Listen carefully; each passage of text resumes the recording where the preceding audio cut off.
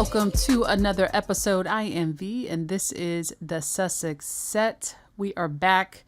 Today we are doing what we do best, which is catching up on our girl Meghan, and just catching up on everything Meghan has going on.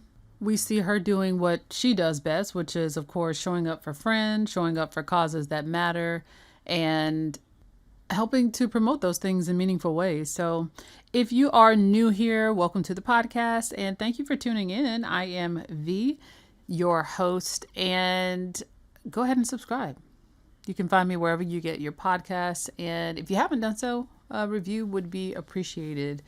So grab your coffee, grab your wine, or whatever time of day you're listening to. Grab your beverage of choice, and let's dive in. Okay, so the big moment was this past Wednesday, when Meghan made an appearance at the Godmothers Bookstore in Montecito or Summerlin, California.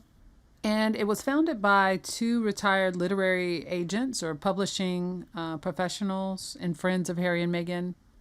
They are Victoria Jackson and Jennifer Rudolph. And if you're watching on YouTube, I'll include like a picture of them, but it's a really nice picture. So this bookstore opened, I believe, in September of last year. And it was at that one where we saw Oprah in attendance, I believe Ella and Portia at the grand opening of it. But this event wasn't about Meghan. It was actually about her college friend, Courtney Adamo. They were sorority sisters at Northwestern and in the sorority Kappa Kappa Gamma. And Courtney actually released a book, and that book is called The Family Home: Inspiring Ideas for a Home Filled with Joy. Now, I'd actually be curious about that. I mean, that seems right up Meghan's alley with like the home life and just like the staging of all of your events just to make it feel a little bit more elevated is her word, I believe. But good for her. I just really like the way that Meghan always just shows up for her friends and friends that she's had for decades. But like, not only that, but I believe I read somewhere that she brought bottles of her wine, her as ever wine. Yes, Meghan, to share with everybody at the event, including the crowd. And that's how you support your girls and your business at the same time. We love it. Now, this conversation was live streamed, and during the live stream, there was a moment where Courtney, Meghan's friend, got nervous. It was a charming moment, and the microphone wasn't positioned right. You can see her getting a little bit flustered. And Meghan, as Meghan does, she immediately reached over and grabbed her arm and said, "I could hold it for you." Now, doesn't that remind you of that, actually before Harry and Meghan got married? She was doing an engagement, and she was at the podium and microphone with, I don't know if he was a soldier, but it was a young man, and he had lost his place, and she helped him find it. And it was like so charming. Like, she's so good on the spot, especially like in those high pressure moments that other people might not necessarily be used to, but she's just really, really good at thinking on her feet. But yeah, so that was really nice and graceful, and just a nice human moment during the live stream. Meghan showed up looking beautiful as ever, wearing a dark brown, I believe, tank top with wide leg trousers. Again, very simple, but very expensive looking, like not just a tank and wide leg trousers, just something a little extra. But she just always looks so great. She had her hair tied back in a sleek bun. She's been doing that a lot lately, which I love. Like when she first became like majorly public, it was really like the rustled hair and the sort of messy bun. She's moving into her real grown woman era. And I really like that. And the chunky jewelry, I love it. I love it. But simple, very expensive looking, but always just sort of like understated in that she's not overshadowing anybody. So that was always great to see. It kind of reminded me, her outfit sort of reminded me of when they went to South Africa, and there was a picture where she kissed a little girl's hand. Yeah, but that was a jumpsuit, but still same vibe. She had a same hairstyle and all of that. Now, during her conversation with Courtney, Meghan opened up about her home life with Harry and her two kids, Archie and Lilibet. And Meghan talked about how she sets her intention for her day. The first thing she does every morning, she says she turns on music. Music in the morning is just her ritual, to the point where when she travels, she also carries a portable speaker to keep the ritual going. She says she always has a scented candle with her because she is, quote, so conscious and sensitive to fragrance, and associates the scent with home. That's actually really smart. If you if you're traveling and you just kind of want to be reminded of home, just sort of that sensory input. Uh, Kind of smart. I like that. She also talked about her daughter Lilibet, who she described as having a very strong personality and being incredible. Oh, I love that. And she said they do this thing at the end of the day called Rose and Thorn, where you share the best and the worst parts of your day. That reminds me of the Obamas. I believe they did that with their girls when they were in the White House at dinner every day. But Meghan said that when she asked Lilibet about her day, that Lilibet's response is always, "My day was just a blast." Oh, I love that. Can I just say that I love that they don't thrust their kids like in the spotlight? And to be honest, I'm not saying celebrities do that. It's not a whole lot of celebrities that really, really do that these days. But they're one of those famous people that kind of hide their kids' faces, which they should, especially given that whole security debacle. But I just like that they can still talk about their kids openly, proudly, happily, and not feel the need to share their faces. Because even when they were, you see what kind of, backlash they got that was not even warranted. But as they're getting bigger, it's just like, to be honest, you don't really need to know how those kids look. You'll know when you know. But they get to be kids, and that was important for them to shield their kids from scrutiny that they have no control over. But the fact that Lilibet is so confident, and not that my opinion matters, but that tells me everything I need to know about the home life that Harry and Meghan are creating for their kids. Like, that's really the only thing that matters. Oh, and I thought this was cute. She also mentioned that they have a healing blanket, which was a gift from Victoria Jackson, one of the bookstore founders. And that healing blanket is for when the kids aren't sick, they wrap themselves in it. And it's a healing blanket. That's super sweet. Meghan also gave a little bit more insight into her home life and hosting style. And she said that when she hosts, when her guest shows up, she opens the door with an apron on and bare feet. Her reasoning is that it demystifies. Yeah, I can see that. Like, I remember when I was coming up and I would go to my Asian best friend's house. Never really gave it any objective thought, but I always felt at home when I took off my shoes as soon as you walk in the door. So there definitely is something to that. She said that instead of serving tea, she puts on cider or hot toddy and let people serve themselves so that they feel connected and that, they don't feel like they need to be served. They can just jump right into whatever's going on in the kitchen. I like that. You know what? I think people should give that an actual shot to see how they feel, next time you have guests, even if it's family. And she's right. People are naturally drawn into the kitchen. And it seems like when everybody's in the kitchen, everybody kind of relaxes a bit. So that was definitely a good point. I don't know what it is about when Meghan talks about home life and hosting and just all of the things, the joys that she gets out of it that ruffles people's feathers. You could literally do it too, which is what I loved about the first season of is it At Home with Meghan on Netflix, her show, where women were just recording themselves on TikTok, going out, buying the pot sets and making the pasta and doing the things. Girl, you could be doing what we're doing instead of hating.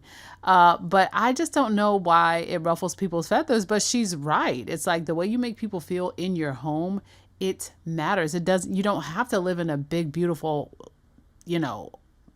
I want to say palace, but home like they have. They have such a nice property. But you don't have to live there. You can live in an apartment and still be a great host. And it's really just like little things that you don't really think about. But when you are a fan of someone like Meghan or someone like that, or a personality like that, that has that type of content, because Meghan's not the only one, you do get really cool tips and pointers. So love that for anybody who gets something out of it. Now, who here has gotten them some as ever? Did you get you some jam, some wine? I haven't gotten anything yet. I definitely plan on it, but it's always sold out.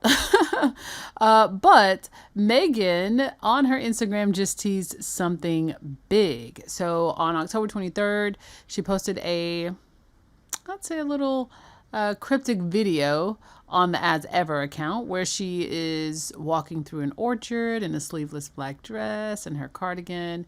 And it says save the date, October 28th, which is on Tuesday. I'm recording this on Sunday, the 26th. What do you guys think it is? What do you think it is? I'm so curious. I wonder if it's another product, like another product in like the line of products that she has. So maybe like another wine or another like jam flavor, or just something brand new entirely under As Ever. I'm just so curious.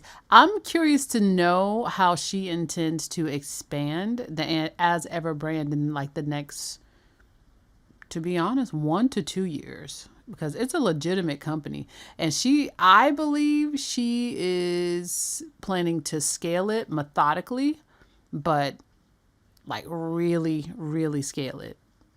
And to be honest, she's really smart. Like when you build a business, and she also did a podcast. So she has so many hats, but she did a podcast, Confessions of a Female Founder, I believe.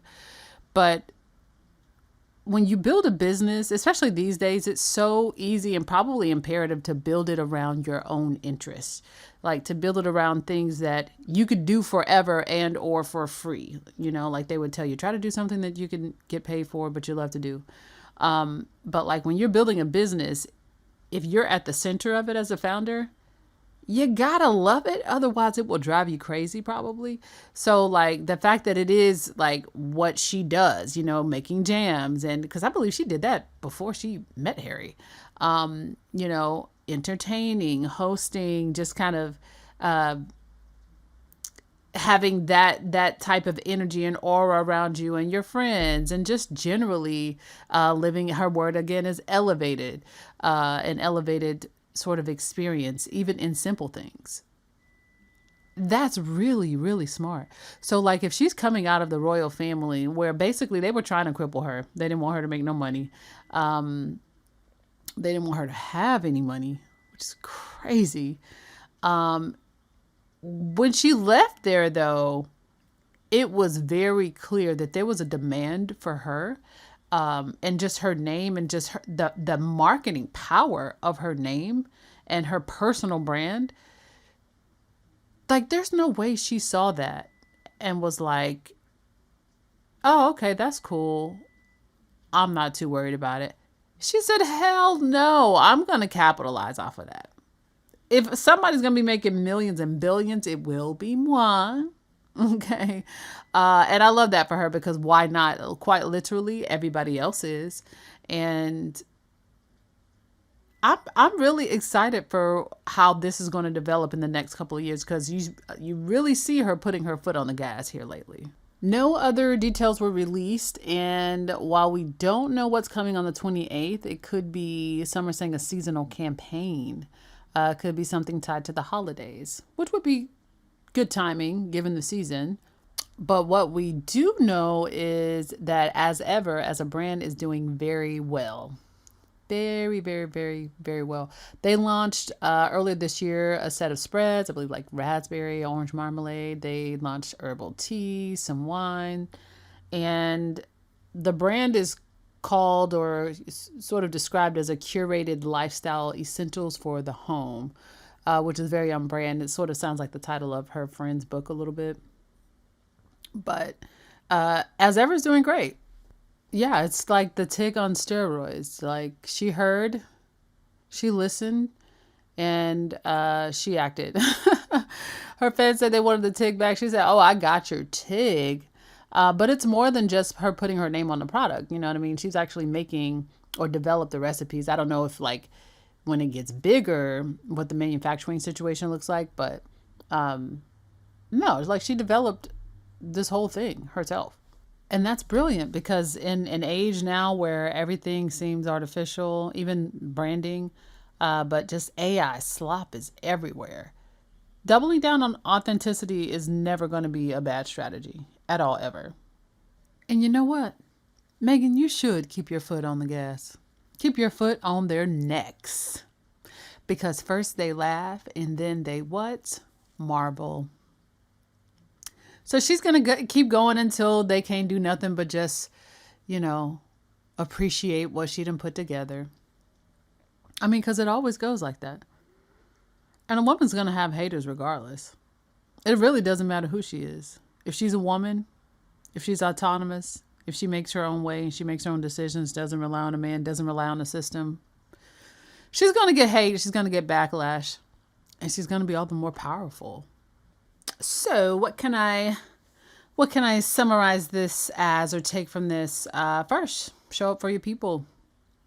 Meghan, I mean, essentially she could have sent flowers or made an Instagram post promoting the book, but she showed up, brought wine, sat on stage and supported her friend. That matters. Love that. Secondly, create the home that you want, not what other people expect or the home you think you should have based on what you see others present. Essentially, instead of performing perfection for people that don't care about her, she built a life where she can be barefoot in her kitchen, playing music and welcoming friends freely. I know Meghan hates the phrase Frogmore Cottage. Well, at least I would. Third, and this is a key one actually, your journey doesn't have to look like everybody else's. Meghan went from being an actress to being a royal. Now, most of us are not going to be royals, right? But like, from that, she became a Netflix producer, a lifestyle brand founder, podcast host, philanthropist. Your lane is your lane. That's not a straight line, but it's her line. And she's owning it. Like she's owning every iteration of it. And while she does have a charm life, make no mistake, I know she has built-in privileges that she walked in the game with, right? But managing that is really hard. Managing all of that is really hard. And then doing it with such aplomb and grace it says a lot about a person's character. But to be devoted to who you are means that no matter what you're doing, no matter which direction you're pivoting, you are your North Star. That may sound a little bit arrogant, but to be honest, you kind of need to be your North Star. And when you know who you are and the core of who you are, you never really deviate from that. You're always going to be the brand that sells. And so you kind of see that with Meghan, which is why she's such a powerhouse, no matter what she's doing. When you hear about people that talk about her, just folks that worked on the set with her at Suits, nameless people talking about her character is so strong. So I always say that she's a great example for just being resilient and versatile in life. Just come back to who you are. Just come back to center. So there's that. And then finally, something that we see themes, we have seen themes throughout Meghan's public life and just in general what she's also shared that inspires her is don't shrink. Don't shrink. Be big. So whether you're hosting, whether you're building a business or just existing, it's important to take up space, to make noise. Be too much as well. Be that. All right? Because at the end of your life, hiding wasn't going to get you done, And Meghan's a great lesson for me personally because if I were in her shoes, I would want to do nothing but hide. To be honest, that's just my personality. And we have different personalities. But like that type of scrutiny, but to know that there's work that you want to do that's important, that needs to be done, and it cannot get done if you're hiding.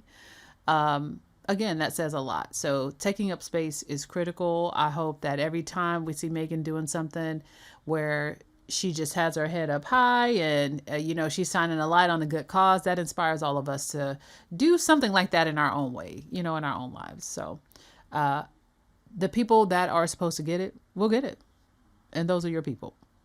All right, my friends. So that is today's short set. That is about all I have for today. If you love this episode, share it with the Meghan fan or a friend. And if you want to catch these and other Meghan updates in real time, you can follow me on Instagram and check me out on Twitter at Meghan Mood. Links are in the show notes.